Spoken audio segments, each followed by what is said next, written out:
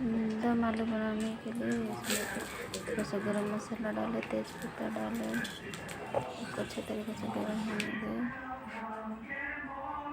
उसके बाद उसमें प्याज मिर्ची डाल के अच्छी तरीके से इसे भून लें।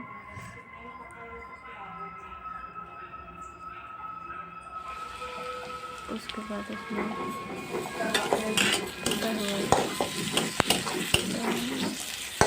अदरक लहसुन का पेस्ट डालें।